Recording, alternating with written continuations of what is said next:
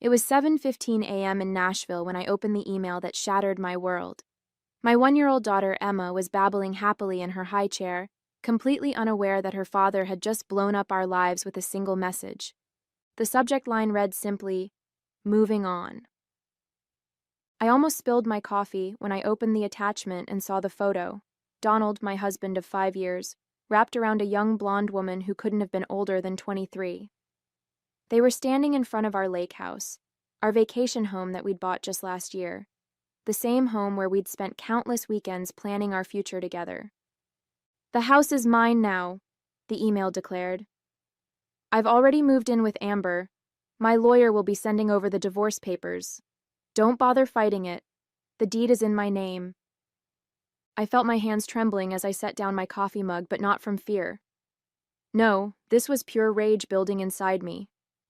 Donald really thought he could just email me divorce papers and steal our vacation home? The home I'd paid for with profits from my business? He had no idea what was coming.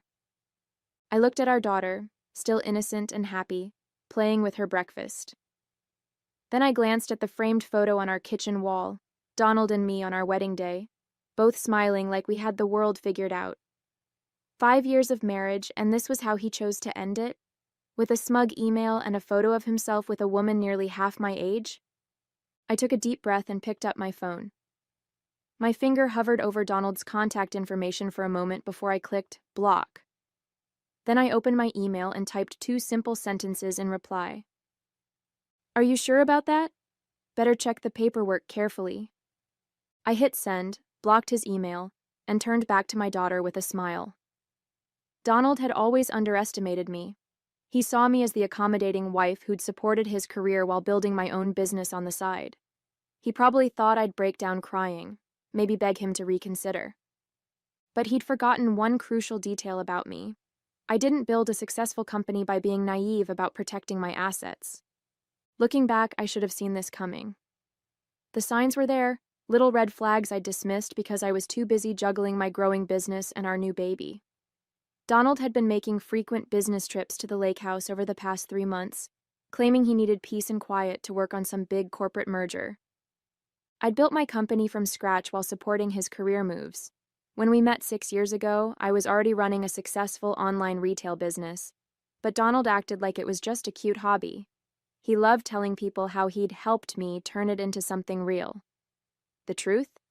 My business had tripled in value since we married, all through my own hard work and strategic planning.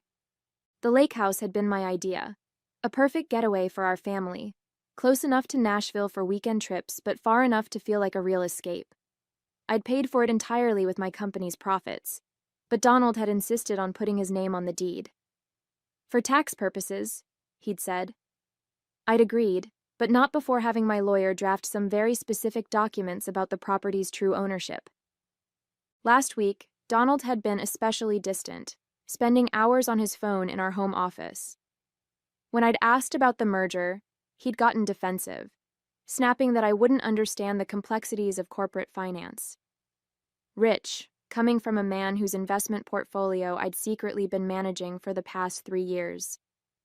I picked up Emma from her high chair and held her close, breathing in her sweet baby scent. She had Donald's eyes, but my determination, I could already see it in the way she tackled every new challenge. Looking at her now, my resolve strengthened. This wasn't just about me anymore. It was about protecting her future, too. I walked to my home office, Emma on my hip, and opened my laptop. Within minutes, I'd emailed my lawyer the documentation proving I'd purchased the lake house. Then I pulled up the security camera feed I'd had installed at the property, another precaution Donald knew nothing about. The cameras had caught everything, every visit, every guest, every betrayal. Amber might have been basking in her victory at the lake house, but she had no idea she was starring in a video that would feature prominently in my divorce proceedings. My phone buzzed, a text from Rachel, my assistant. "Julia, you need to see this." Attached was a link to Amber's Instagram profile. There, going back months, were dozens of photos of her with Donald. Some were even taken in our bedroom at the lake house, with her wearing my clothes, using my things. The latest post showed her flashing a massive diamond ring, my grandmother's ring, the one Donald had promised we'd give to Emma on her 18th birthday. I felt sick. This wasn't a recent affair. This had been going on since before Emma's birth. In one photo from 8 months ago, Amber was proudly holding up a key to the lake house, caption reading, "Home sweet home with my love heart eyes, new chapter moving in together."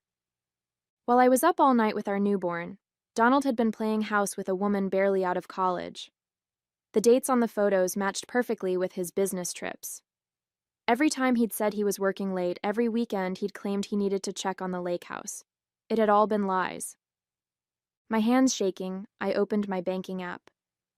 That's when the second blow hit. The joint account where I deposited money for Emma's college fund was empty.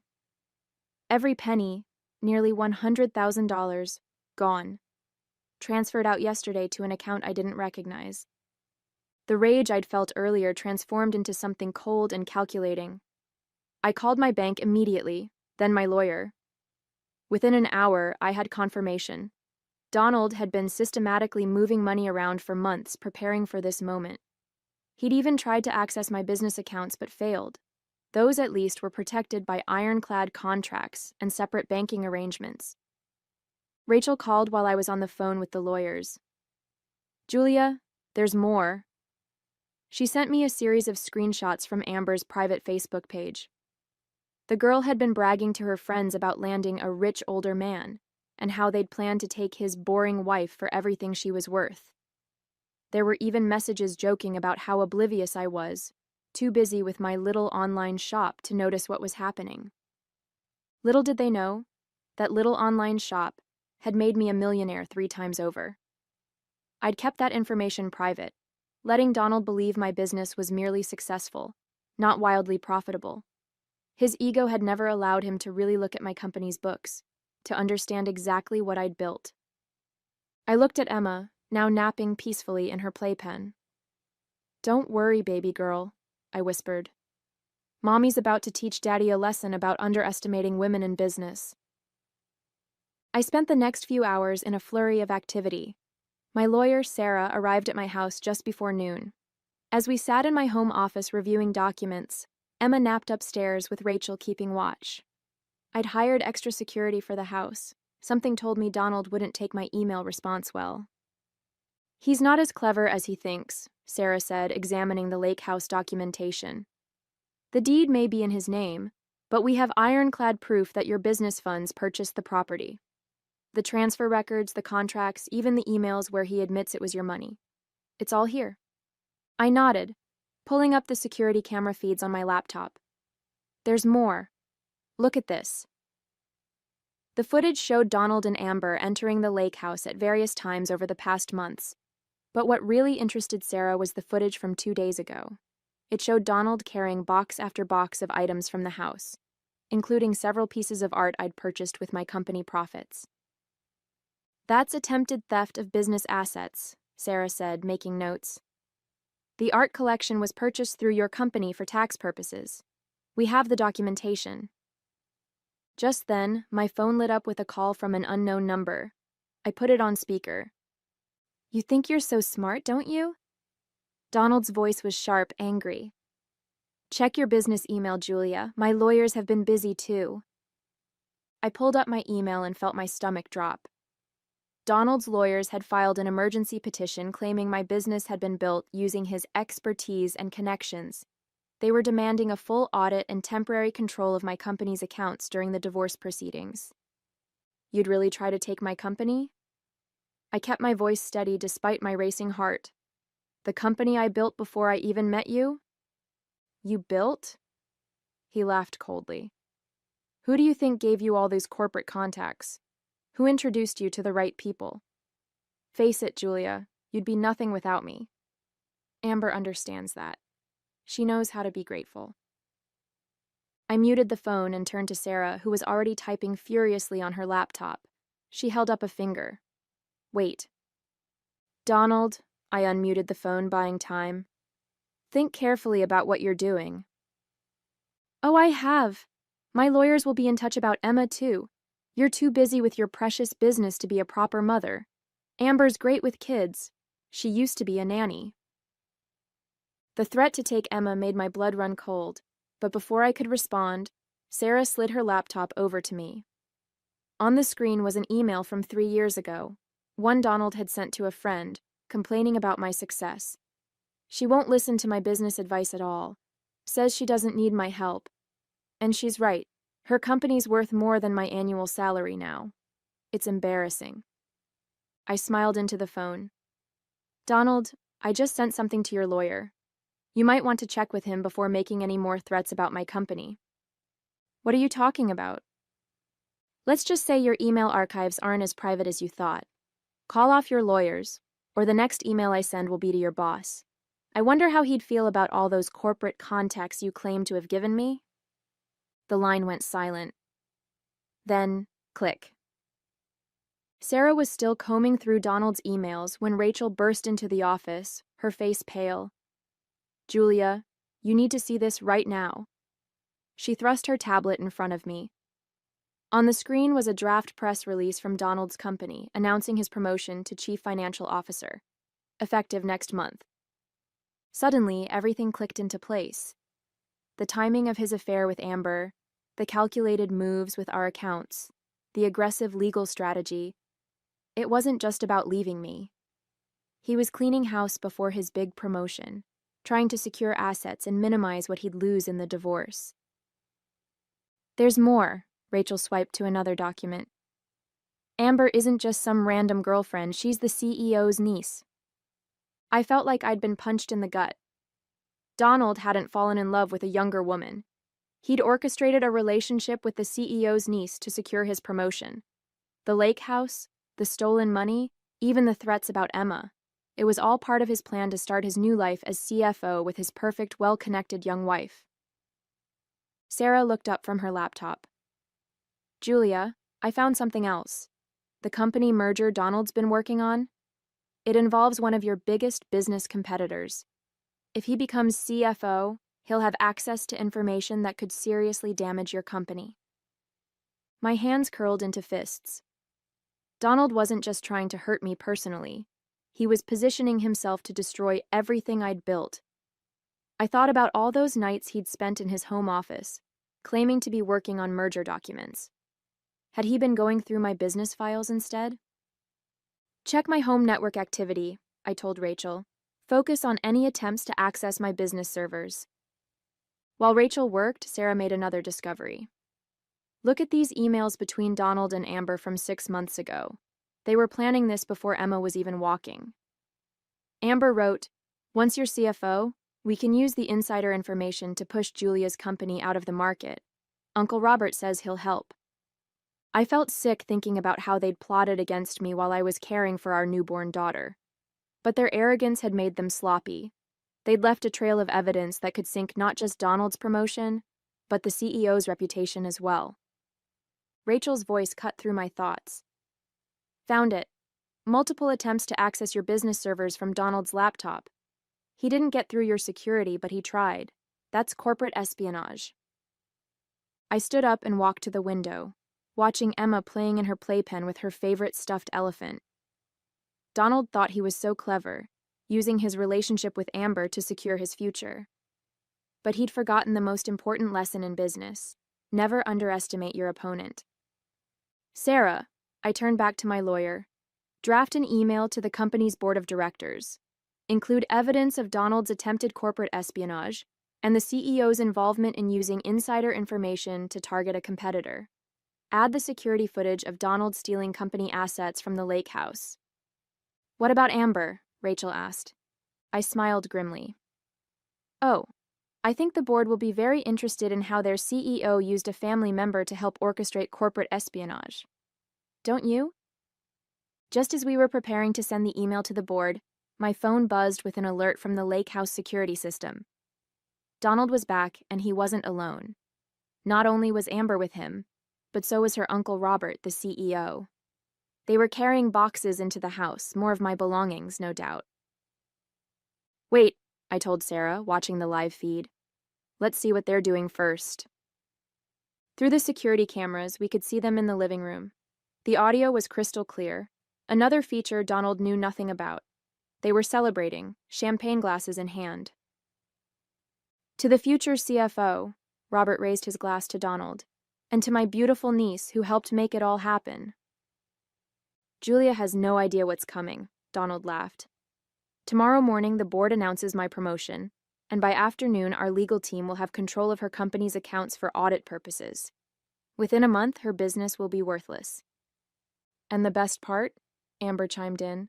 She thinks the lake house is her biggest problem. Wait until she finds out about the offshore accounts. I froze.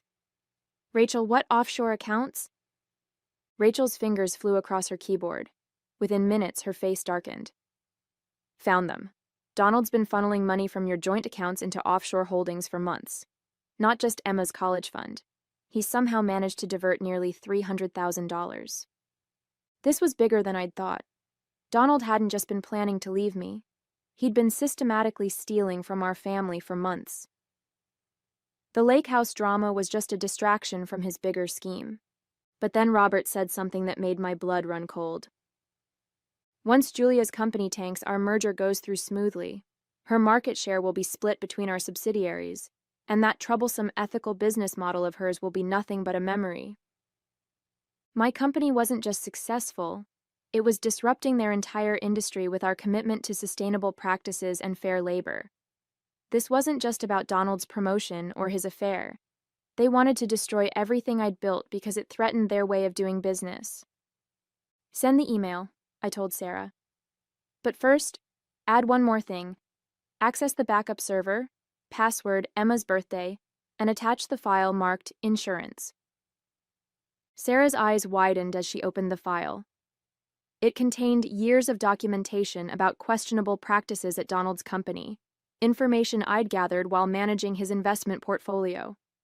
I'd kept it as insurance, never thinking I'd actually need it. Julia, Rachel interrupted, staring at her screen. Donald just tried to access our company servers again, from the lake house. He's getting desperate.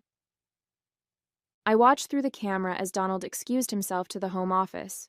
My home office. He sat at my desk, probably trying to hack into my business accounts again. But this time, our IT team was ready. They'd created a false portal, making him think he was succeeding. Let him in, I told Rachel.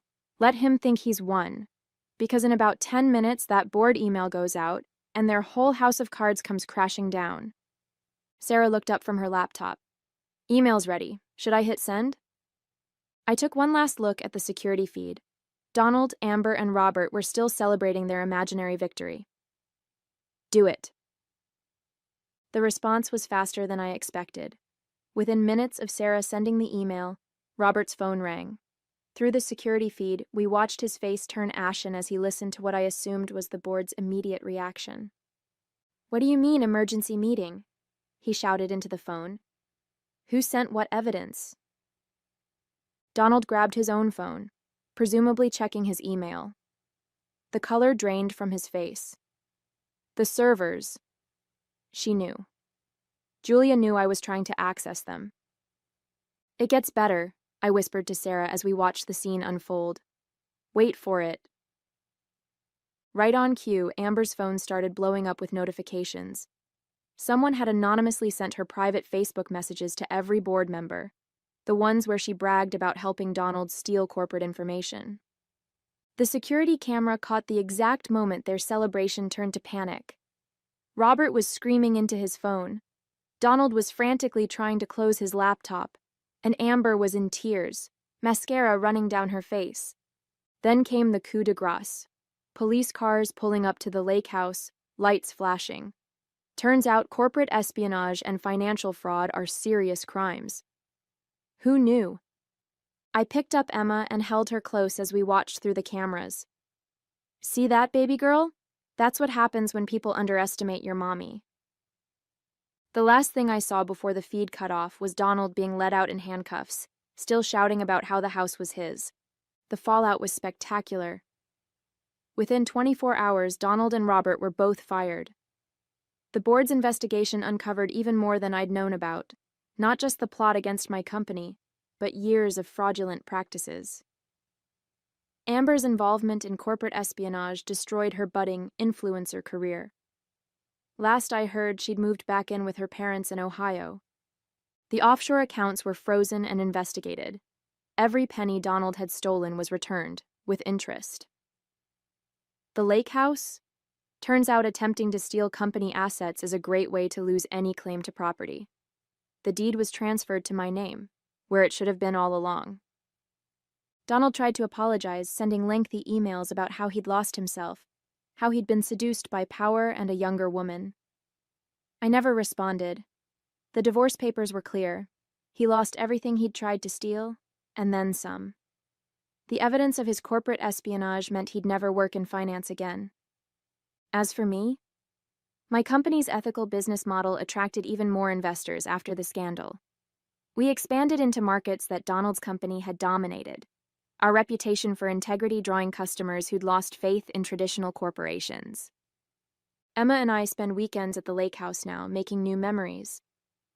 Sometimes, when I'm sitting on the deck watching her play, I think about Donald's smug email with that photo. He thought he was announcing his victory, but he was really just documenting the beginning of his downfall. I kept that email, by the way. It's framed in my office. A reminder to never underestimate a woman who's built something worth protecting.